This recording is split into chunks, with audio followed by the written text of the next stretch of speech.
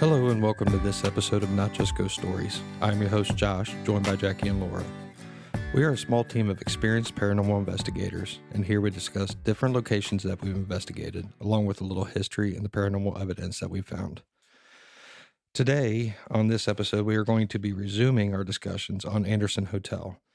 Last episode, we had talked about a sinister entity and a portal that it controlled. At this point, we had decided to take a break and then talk about what our next step was. Let's talk about this entity just a little bit more, because my big thing about it is what do we think he was? Was he human? You know, he wasn't human, but I don't feel he was a demon either. Carrie, what's your thoughts? I don't want to say he was a demon, but definitely demonic in nature. Maybe use the term lesser demon. Okay. Well, he was evil. We'll go that far to say he definitely was evil. Yeah. Laura, what was your thoughts on him? For me, I saw through that portal and kind of saw the world that he came from. I don't believe that it was hell that I was seeing. I don't think he was necessarily a demon, as most people think. I do believe that there are many evil entities that don't have a thing to do with being a demon. I believe that's what we were dealing with. And without knowing where he would come from, I don't know what we would call him. I think there's a lot of places that humans have never been and they never will be, and lots of creatures, if you will. Okay, but we were all in agreement that he was not earthbound at any point. Right. Right. Okay. Yes. All right, good. Okay, so that's kind of where I'm getting at on that. We kind of said stuff in our last episode about things that we feel and how they feel about things and where they come from and what do we think and that kind of stuff. Now, this is one of those instances where we don't feel it was earthbound at any point. It was not human. We don't know where he came from. We don't know exactly what he is, but this is something that you do deal with in paranormal investigations. And they can get a little crazy, I guess is probably the best word for it. I don't know what other word you would put with that. Well, I consider it they get out of the box. We live in this nice little world, and a tree is a tree and it doesn't get up and move. And then sometimes in the paranormal, the tree might just get up and move. Well, that's a good way to put it, actually. That's a great way to put it. Because when you get into these situations, they get hairy. They get a little nerve-wracking, scary. Obviously, like I said, I looked in that portal. I felt fear, honestly. And I don't really ever feel fear. It was dark in that portal. That's all. And I know it sounds weird because I could see what was in it. But all I can tell you was it was dark. And when you think about dark, think about the darkest place you know, and then multiply that by 10. I think he probably feeds off of fear. I think you could add that to attributes of this entity, just because he constantly, was doing things to scare us. So obviously that must do something for him. Yeah. I would like to just get into a little bit from Gary. From my point of view, it looked like the entity had chosen you. You were getting more answers than I was. I don't think he was talking to me. I think he got mad when I beat him at his own game and stuff. But he seemed to be answering a lot of our questions through you. Did you feel that, or? I think he was most offended by my presence there. And a lot of the times it was just vitriol spitting the answers. At times almost just, if I tell you this, will you go away? Okay. I mean, that's a good way to put it, because sometimes that's how we get answers on any investigation. Like I said, we've talked about this in the past a little bit. That's how we get our answers. They will sometimes put words in our heads just to give us an answer. Now, also, not knowing what the entity was, but I did go back to the Anderson. They had like little an hour and a half tour. Wasn't really a ghost hunt, but the guy, they're getting ready to do more ghost hunts and stuff. So Tech Jeff and I went back there, and he was showing us, and we never saw this. I don't know if I guess it was still there, but in the room next to the portal, somebody, and I don't know a lot about voodoo, but he said somebody had made like an altar to one of these voodoo gods or priests or whatever you call them and stuff. I don't think this entity was that, because he certainly didn't feel human. But like I say, I don't know a lot about voodoo, but there's a possibility that maybe it was some sort of voodoo conjuring or something. Okay. Well, with that being said, let's get into the rest of Anderson, because there is other stuff that happens in there. You're going from, again, now we're going to let's go to the drunk guy's room that committed suicide. That was one of them. In there, we did some sensory deprivation. Well, first, we should point out that after the alcohol, he did. He was more vocal with us. That is true. Mm-hmm. He was because we tried to get him at the beginning of the night. We didn't really hit anything. We just decided to leave the alcohol in there, chase after this entity of whatever he was on the other side, and we're like, okay, let's regroup, let's go back. And started talking to him, and he was then very vocal. He didn't like us being in his room. I do remember that. One of the things that we kept getting through sensory deprivation, which for people that don't know, that's when you put on blindfold, you put on, headphones, and you listen to a spirit box, and usually you can hear the words a little bit better that way. Other people ask the questions, one person answers it, see what you get. He kept telling us to get out. He wanted us out of there. So he was adamant about that. He had his bottle, and that's all he needed. Also, during the sensory dep, or maybe it was before an EVP, we kept getting a woman every once in a while with help. She was asking for help, screaming for help, or if I believe that was with the sensory dep. And then Carrie, I believe you had your Ovilus going during this time, correct? Yes. So, and we were getting stuff off of that. I was the one doing the sensory depth, so I don't know what kind of answers, but I remember some of them were actually lining up with the sensory deprivation. You did, and yeah, it was sensory dep, because I remember you did say that was in a female voice. Mm-hmm. What other stuff did we get in there? Did we get any? I think we got REM pod hits. We got REM pod. There was a lot of K2 hits too. There's a lot of ghosts in there though, and we used almost all the equipment that we had. Yeah. In different places. That was kind of a pull it out and try everything, just because there were several of us there, so we were able to do that. Now, Carrie, did you get any evidence? Let's just say EVPs, videos, or anything out of this place other than experiences? There were several EVPs, malice voices. I really couldn't make out words to a lot of them. In videos, I got some shadows here and there, but with my husband being the cameraman that night, it's Blair Witch camera at best. It's very fakey. Just kind of moves everywhere. You don't know what's happening. Yeah.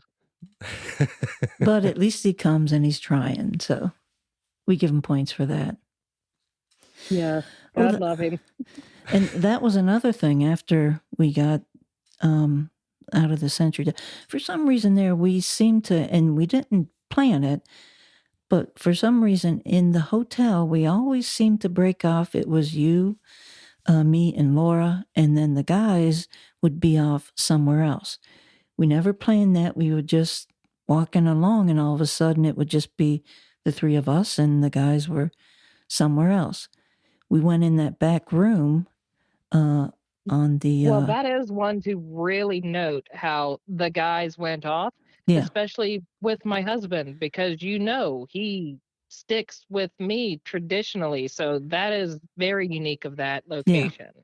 I don't think that was a choice that we made. I think that was a choice that was probably made for us. I think so, because I don't ever remember going, hey, let's the three of us go here. Yeah. And you guys go somewhere else.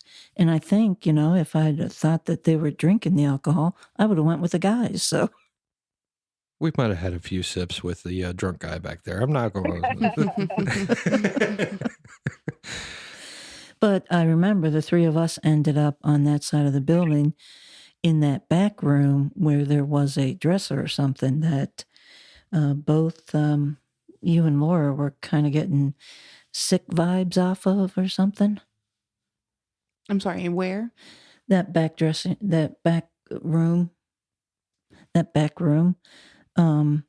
I think I had touched it first, and I asked you to touch it, and you said no, and I said just do it, and you ended up sitting on it, and I think Carrie was getting sick or feeling sick or whatever and stuff in the.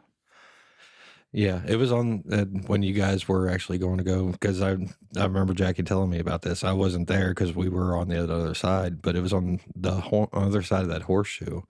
I believe that the room was like just a couple rooms down from where that girl committed suicide. No, we're on the other side now, where the minion room was. Go down that short hallway okay. And into that room. I don't even, like I say, you weren't with us and stuff. We didn't spend a lot of time in that room. No, it because it kept making everybody sick. I thought you were meaning in the back left-hand corner, and I'm like, I don't remember that. I remember being terrified in that corner, but I don't remember. But yes, in the small room that I did not spend much time in, that's just because it did make me feel sick. Yeah. And I can remember in that small room, didn't we have one of the dandies set up? Not there, but that room at the end of the hallway where we saw the minions, we had one of the dandies set up. Mm-hmm. And where the minions were, I can just remember I kind of pointed with my toe, and we were talking about possibly moving a dandy since all the minions were remaining so low. Right. And I pointed my toe, and it barely stuck up under the bed. And I can just remember one of them touching, snagging, whatever, and just that electric bolt that just shot up through my body, tingles all the way up. Yes. But those minions were there and under the bed. They have a tendency to either leech your energy or give you more energy. That's why I didn't get close to the bed. Well, I mean, I think it's crazy that they were hiding. I mean, we've been in a few different places where there has been, minions, and they're usually pretty active. They're running around and just doing all kinds of stuff. And we call them minions, basically, because they're smaller kind of entity style figures. Yeah. I was going to say, maybe we should say I've heard most of the paranormal people call them crawlers. Yeah. But there's just so many of them. They seem like minions. Yeah, so we go with minions on that one. To me, that's just amazing where they were hiding, you know. And I can even remember going into that room kind of by myself because I'm like, I really want to see what's going on. And they would maybe peek every once in a while, going, "Hey, what's this guy doing?" And then go right back under. It's like, why are they hiding? And which was kind of the craziest thing to me. They're like, "No, we're good here, right here. Just leave us alone." So it was another part of that. But I mean, as you walk through, it was when it was a hotel, it was a shared bathroom style hotel. So they still have, the bathrooms where you can see everything set up in there. It's a very crazy place. And the energy that runs through that is just amazing to me. Also, again, it was just Laura, Carrie, and I. We were on the other side of the hotel, and there was a bed in this room, and there was a mirror there. And we decided, let's scry and see what we can get in the mirror and stuff. I did get something out of it. I got like a woman and a man, he's beating the hell out of her. Mm-hmm. So I just got the impression that she was kind of a battered girlfriend or battered wife and things. Yeah. So I don't know if Carrie and Laura got anything out of it.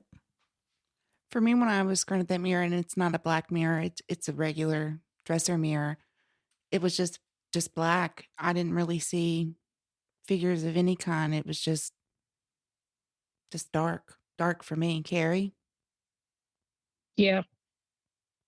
Yeah. I never got figures in there, but just energies and feelings. Well, you were also drawn more towards the dollhouses too. which I just think dolls and dollhouses are creepy, so I stay away from them. And I think that's just where they used it as a haunted house. But that mirror, I mean, that there's something there. I don't doubt that, just because there's no reason for it to be black when, we have a flashlight shining on it. Well, So we had moved out of the room and came back. You guys weren't in the room, but there was something crawling out of that mirror.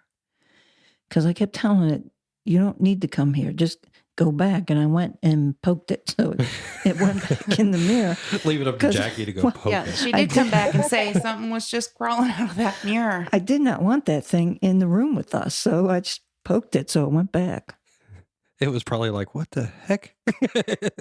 You don't wonder what draws all this to this location, because you have, the entity that we're not for sure what it is. We have the minions, as most know them as crawlers. There's the psychic vampire. There was random human ghosts. Yeah. Well, let's get to the psychic vampire real quick, because he was there when we first started everything, but he just kind of faded away as we went through things. I mean, when do you agree with that, Jackie? Yes. Yeah. It seemed like when we actually went to go try to talk to him, he was kind of like, nah, I'm good. I don't know if it was because of this other guy, or if he was just tired of us, or he saw what hey, we'll actually come chase you, and he's like, no, I don't want to deal with you. I don't know. It was kind of an odd situation, I thought. Sometimes I feel they're disappointed when we all troop in there and go, we're going to sit down and talk with you. I think they're standing there going, you're supposed to be afraid of me. Which is true too. I mean, I can remember, I mean, we sat in that room for a while and no evidence, It was dead. Yeah, there was nothing in there. And that was kind of getting toward the end of our night. So give me your overall impressions of Anderson. Well, let me bring up one other thing. Again, when I went back and did the walkthrough, they had set up for the haunted house. It was like a bar scene, and they had a little doll, a clown kind of doll there. And I remember going through there, and I can't remember who said it felt like something touched my hair. And we didn't think anything of it because it didn't happen again. And the place, there's wood sticking out and stuff like that. When I went back, the guy had the little doll there, and he said it was for the haunted house, but it kept moving. They would face it one way, and they'd leave, go out, get something to eat, come back before the haunted house opened, and the doll was facing the other way, and nobody had been in there. So when they left the haunted house, they told this guy, they said, we left you a present. The clown doll is yours. I'm telling you that Anderson Hotel is building spirits, drawing them in one way or the other. Somehow they're collecting there. I don't know why. Well, maybe it kind of goes back to our theories of there's maybe spirit hubs, and some of them, because it's a hotel, maybe just decides to stay. I almost want to go back just to see if there's any additions since we were there. Well, I think actually, we'll be talking about it later, but Poasttown Elementary, I've been there several times. And when I first started there, it didn't feel that bad. But as we go there more and more, I believe, do spirits follow ghost hunters around and then find a nice place to stay and stay there? Because Poasttown is definitely more haunted than it was the first couple of times I went. Yep, we're definitely going to have to do, I think, a series on that, because that is so intriguing to me. It really is. Mm-hmm. Yeah, that was at another hunt. Wasn't it, I think, over in Walton? Just another haunted house. It didn't have a lot of history to it, but there seemed to be a lot of activity unexplained. And that night, I can remember we talked a lot about if you believe in something enough, does it manifest? Yeah. Yeah. So, I mean, we have plenty that we can go over with all of this stuff. So, like I said, with that being said, overall impressions of Anderson, what do you got? Well, it lived up to my compulsion to go there. Laura? I want to go back. Carrie, what's your overall impression of Anderson Hotel? I would absolutely love to go back and check that place out again. All right, and me too. It's one of those ones where I'm like, yeah, this is definitely one I have to go back to, and this time I might actually try to spend the night. So, is there a piece of equipment that you would recommend to somebody taking, where you might get something? Jackie, you want to start? Well, there's not a piece of equipment I recommend. I was disappointed that the Dandy got no hits at all. Even with the Minions there, I thought I would hear that, and I didn't get it.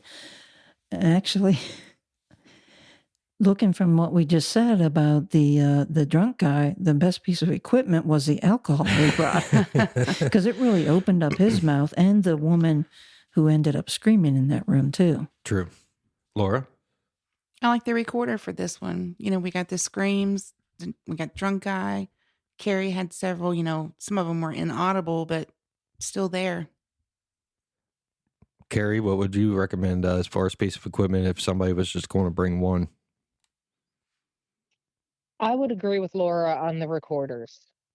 While we got a lot of information, hits on the K2s, REM pod and things, that place was primarily feelings, energies. It was more of an experience that was backed up with the equipment. Okay. I'll have to say for me, it's going to be sensory depth. I think got some pretty cool stuff out of it, along with that Ovilus got some stuff out of it too. I was going to say sensory depth, but I figured since you were the one performed it, I would let you do it. Well, but what I want to point out is the sensory depth does use the spirit box. You need the spirit box to do sensory depth. So the spirit box would have been Spirit box, piece of equipment. Spirit box, sensory depth, anything like that. That would kind of help you. The portal. I know that people have had, which is basically a type of spirit box. They've had some pretty cool stuff out of that too. All right. Any last thoughts? Anybody? No? Nope. All right. On that note, this has been Not Just Ghost Stories. We've been your host, Josh, Laura, and Jackie. And we would also like to thank Carrie for coming on and explaining everything to us from her point of view at Anderson. Thank you, Carrie.